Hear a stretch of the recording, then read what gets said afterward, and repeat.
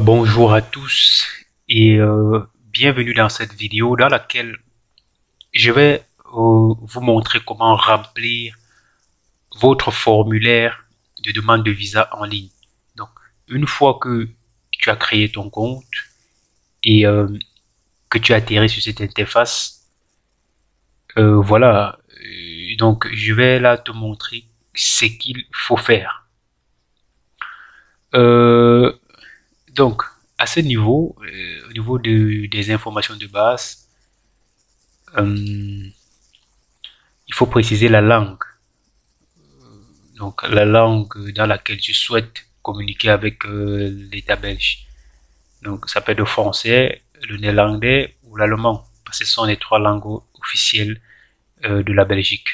Donc, je suppose que dans ton cas, c'est le français. Tu sélectionnes. Et il faut choisir l'endroit à partir duquel tu souhaites introduire ta demande de visa. Donc, je vais prendre le cas de ceux qui sont au Cameroun. Et le lieu. Donc, une fois que tu choisis le pays, le lieu, c'est automatique. Donc, si par exemple, là, je choisis l'Algérie, vous voyez, ça me propose ça. Si tu choisis autre chose, le Congo, il y a Kinshasa, il y a le Lubumbashi, donc voilà. Donc c'est automatique. Donc on va choisir le Cameroun. Ici on va choisir Yaoundé. Et maintenant on demande membre de la famille des ressortissants de l'Union européenne, de l'UE ou de la Confédération de Suisse, conjoint, enfant, etc. Donc si par exemple ton père ou ta mère a la nationalité d'un pays membre de l'Union européenne, il faut cocher dans cette case-ci. Et on précise bien que c'est seulement pour les visas de court séjour. Donc si c'est pour un visa étudiant, ça vaut pas la peine, donc il faut laisser ça vide, il faut avancer. Maintenant, il faut introduire les informations, les données personnelles, nom de famille. Il faut introduire nom de famille, nom de naissance. Il faut laisser vide parce que c'est le même. Sauf si, dans votre pays, on précise qu'il y a un nom de famille, il y a un nom à la naissance. Ensuite, on va passer au prénom. Voilà. La date de naissance. On va choisir une date de naissance au hasard parce que je vais juste vous montrer comment est-ce que vous allez remplir le formulaire de demande de visa. Donc voilà. Si tu es mineur, il faut cliquer ici, mais dans ce cas, je suppose que tu n'es pas mineur parce que si tu étais mineur, c'est le parent qui devait remplir. Donc ici, il faut laisser vide. Si tu mets la souris, tu as l'explication. Donc, mineur prolongé, qu'est-ce que cela veut dire? Lorsqu'une personne souffre d'une déficience mentale congénitale, le statut de minorité prolongée peut être accordé. Le mineur prolongé reste sous l'autorité de ses parents tant qu'ils sont en vie. Donc, on laisse ça vide, lieu de naissance. Il faut mettre le lieu de naissance qui figure sur l'acte de naissance ou sur le document officiel. Donc là, je choisis là.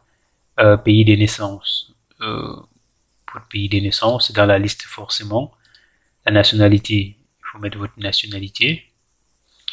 Nationalité de naissance aussi différente. Donc, par exemple, si tu es né camerounais et que maintenant tu as la nationalité peut-être française ou sénégalaise ou ivoirienne ou chinoise, etc.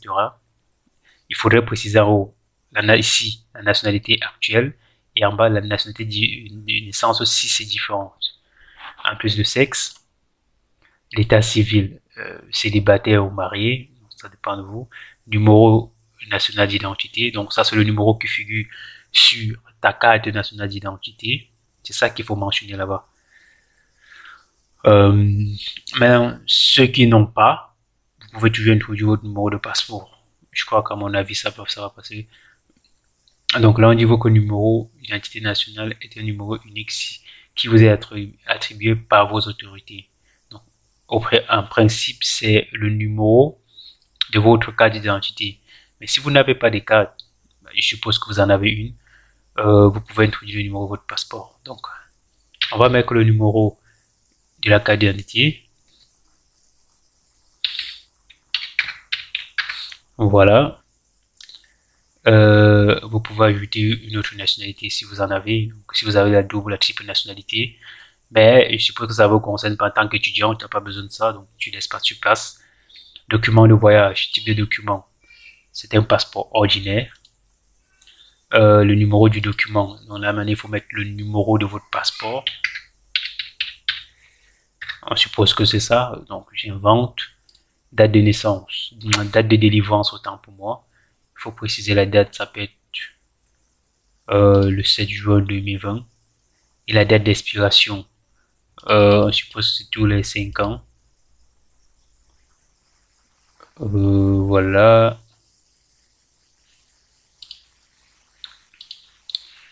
Voilà. Délivré par. Donc là, il faut préciser l'autorité. Au Cameroun, c'est sur votre passeport, il y a le nom forcément de la personne qui est responsable de ce service-là. Je crois que c'était auparavant, c'était le délégué à la sécurité nationale. Donc, Monsieur Martin Bangaguele, si je ne me trompe pas. Mais dans votre pays, de toute façon, si vous dans votre passeport, il y a le nom de la personne.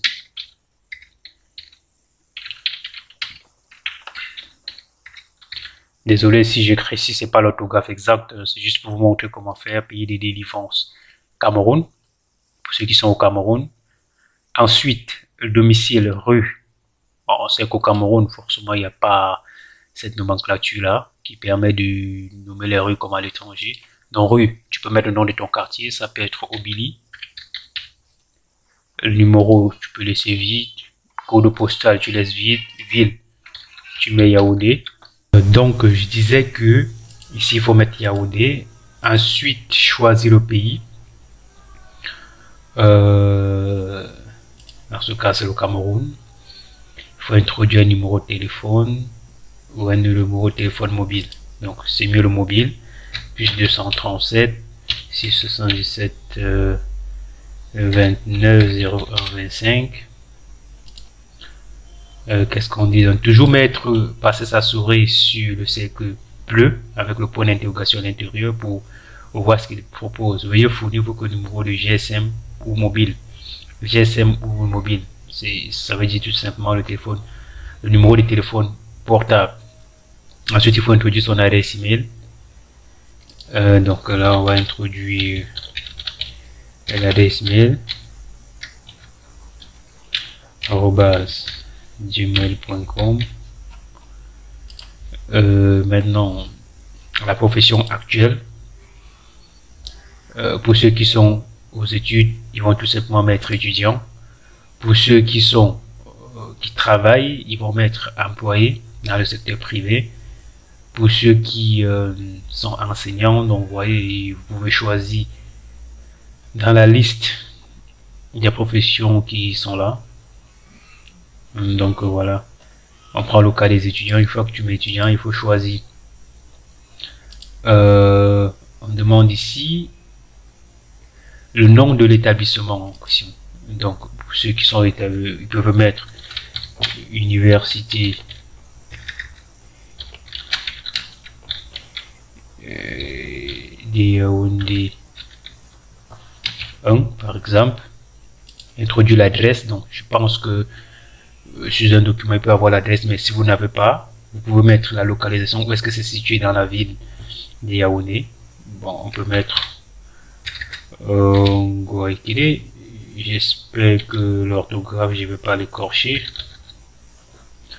Le numéro, vous pouvez laisser vide, surtout qu'on ne connaît pas la ville. Par contre, la ville dans laquelle est situé l'établissement, il faut mentionner le pays où est situé cet établissement-là, l'adresse email de l'établissement si vous connaissez. Si vous connaissez pas, vous laissez vide, c'est pas obligatoire.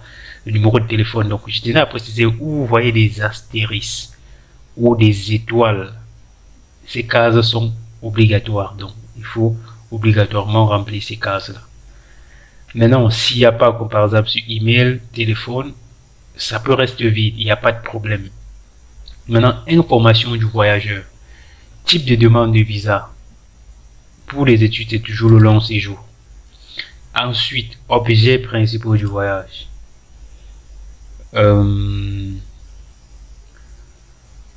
Article, voilà, c'est études, article 58. toujours choisir article 58 si vous les étudiants. Maintenant, ça dépend vraiment des cas, mais dans la plupart des cas, la plupart des étudiants, c'est article 58. Il n'y a que des exceptions, mais ça, plus tard, j'expliquerai ça. Donc, pour le moment, tous ceux qui veulent introduire la demande de visa en tant qu'étudiant, c'est études article 58. Maintenant, on demande information complémentaire sur l'objet du voyage. Information complémentaire, c'est pas obligatoire, donc vous laissez vide. Maintenant, état membre des destinations, c'est la Belgique. État membre de la première entrée, c'est toujours la Belgique qu'il faut choisir, toujours. Nombre d'entrées demandées, c'est ça coché automatiquement multiple, parce que tu peux entrer et ressortir une fois que tu es autorisé à venir poursuivre tes études en Belgique. C'est un visa long séjour. Dans ce visa-là, il y a la possibilité d'entrer sur le territoire belge et de ressortir autant de fois. Maintenant, durée du séjour ou du transit prévu, donc un nombre de jours. Si par exemple tes études c'est pour 2 ans, donc master 1, master 2, tu fais 365 fois 2, c'est ce que le résultat, c'est ce que tu mets là. Si tu viens pour en première année bachelier, donc on suppose que c'est minimum 5 ans d'études, tu fais 365 fois 5, et c'est dans ça qu'il faut mentionner ici, durée du séjour. Si c'est une année par exemple, c'est 365 jours. Maintenant, on dit première date d'arrivée prévue dans l'espace Schengen. Il faut choisir toujours le mois de, je conseille toujours de choisir le mois de septembre de l'année en cours. Par exemple, le 6 septembre. Parce que la rentrée en Belgique, généralement, c'est au mois de septembre. Ensuite, date de départ prévue. Au terme des 5 années ou des 2 années, ça tombe à quel moment? Si par exemple, tu viens pour un master, en Belgique, qui s'étend sur 2 ans, ça veut dire que c'est de septembre 2020 à septembre 2022, en fait 2 années. Donc, on va choisir l'école finie en août ici, il faut préciser août 2022. Voilà par exemple, prendre par exemple le 31 août 2022. Moyen de transport, c'est par avion bien sûr. Vous n'allez pas quand même prendre le bateau si on vous accorde le visa, donc c'est toujours par avion. Maintenant, visa précédent. Il peut arriver que vous avez introduit une demande précédemment et que peut-être cela n'a pas abouti, donc ici il va falloir cocher. Il va falloir mentionner la date de l'enregistrement si vous vous rappelez et le numéro de la vignette également. Si vous vous rappelez pas, c'est pas grave. Dans ce cas, je vais quand même décocher. Maintenant, référence. À référence maintenant, il faut préciser hôte ou hébergement.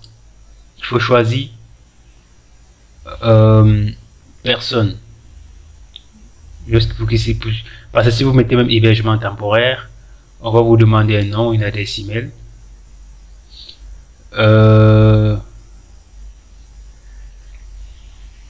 Pour ceux qui ont déjà une adresse de leur chambre étudiant ou du code étudiant où ils vont vivre en Belgique, vous pouvez choisir cette option-ci, hôtel ou hôte d'hébergement. Et ensuite, vous allez introduire le nom. Si c'est pour l'hôtel, c'est le nom de l'hôtel. Si c'est pour l'hébergement, forcément, c'est le nom d'une personne de contact. Mais de toutes les façons, moi, je conseille toujours de choisir personne. Voilà. Maintenant, quand on choisit personne, on dit la personne invitante a-t-elle signé un document officiel de prise en charge qui a été délivré. Ça, faut pas choisir parce que l'école ne vous signe pas de prise en charge. Nom de famille. Donc, ici, il s'agit du nom de famille de la personne qui va vous accueillir. Généralement, ceux que j'accompagne, c'est mon nom que je donne ou ça, c'est dans le cas où ils n'ont pas quelqu'un d'autre. Mais dans le cas espèce, je suppose que tu fais partie de ceux que j'accompagne. Tu peux tout simplement mettre mon nom, mon prénom, le sexe, la rue. Et donc, rue de la Neuville. 9, pourquoi pas. Code de pose numéro. Donc ici, je pouvais, le numéro c'est ici, numéro 9. Le code postal c'est 6000. La ville, c'est Charleroi.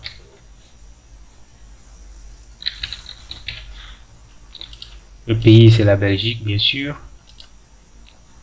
Le numéro de téléphone, si vous avez, hein, ou du téléphone mobile, il faut 460 032 465 19.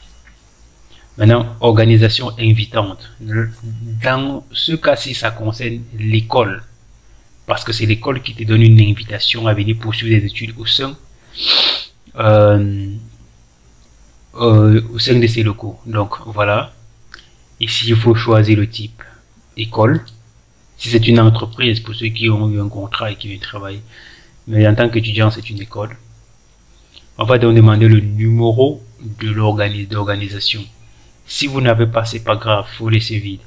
Le nom, ici, c'est le nom de l'école. Par exemple, on va mettre Université de Mons. Rue, Place du Parc, je crois que c'est Place du Parc. Je me souviens plus trop, je sais plus si c'est 20. Code postal 7000. Ville Mons. Ville Mons, pays. Qu'est-ce que je fais? Pays Belgique. TVA, il faut laisser. Numéro de téléphone. Si vous avez le numéro de téléphone de l'établissement, vous pouvez mentionner l'adresse email. Maintenant, la personne de contact. Il s'agit de la personne de contact de l'université.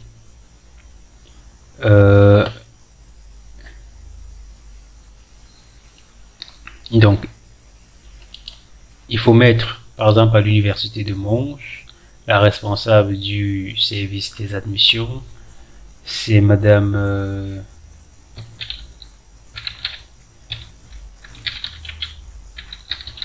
je crois que c'est ça. Et si la personne, vous pouvez mentionner que la personne a la même adresse que celle de l'organisation. Donc, comme ça, on va pouvoir vous demander d'introduire Place du Parc et tout. Et on vous cochez tout simplement là. Pour ceux qui ont une adresse, qu'est-ce que je dis, pour ceux qui ont une admission dans une autre école, sur votre attestation d'admission, il y a le nom, c'est signé par quelqu'un de toute façon. Donc, c'est le nom de cette personne-là qu'il faut mettre ici comme personne de contact. Parce que l'ambassade peut à un moment donné essayer de vérifier si le document d'admission que vous avez fourni est authentique. Et de ce fait, ils vont contacter cette personne de contact. Donc, si vous avez un numéro de téléphone, un numéro mobile, une adresse mail, pourquoi pas, vous pouvez fournir. Maintenant, si vous n'avez pas, c'est pas grave. Maintenant, on va passer au financement. Ce jeu sera financé par la personne de contact. Il faut choisir toujours. Je crois que c'était demandeur de visa. Non, c'est pas le demandeur de visa, c'est ouais, c'est la personne, malheureusement, c'est la personne. Et donc c'est jeu financé par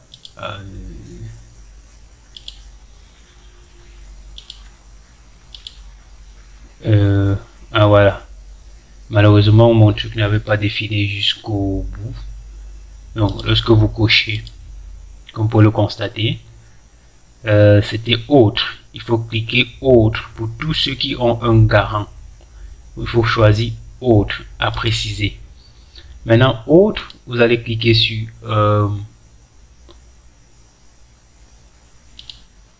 personne de référence, personne. Mais de toutes les façons, ici même c'est pas obligatoire, donc vous pouvez laisser vide. Mais sauf qu'il faut introduire les informations du garant. Bon, dans ce cas, il faut choisir une personne de référence.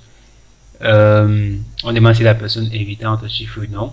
Ici maintenant, il faut introduire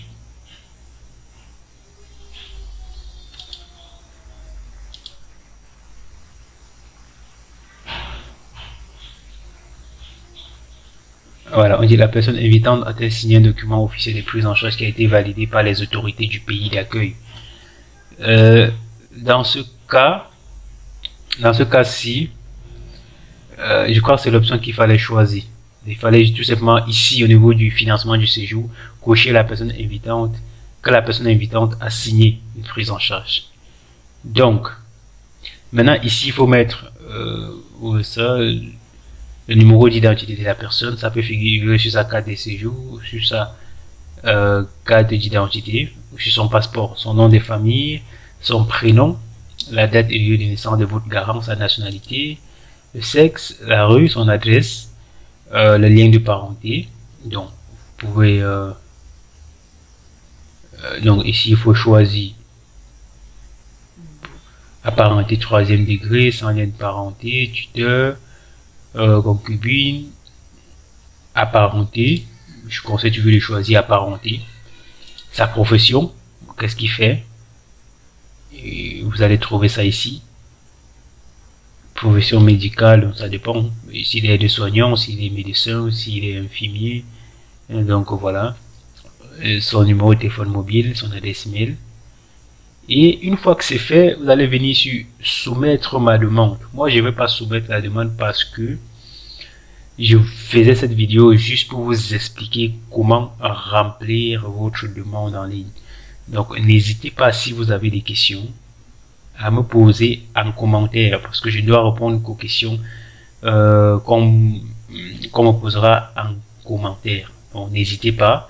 C'est pourquoi j'ai fait cette vidéo, tout simplement pour vous expliquer comment est-ce que vous allez procéder pour remplir votre formulaire de demande de visa en ligne. Sur ce, je vous souhaite une bonne chance dans vos démarches, en espérant vous revoir très bientôt ici en Belgique. Surtout, n'hésitez pas à vous abonner à la chaîne et de partager la vidéo si vous la trouvez intéressante. Et à très bientôt pour la prochaine vidéo.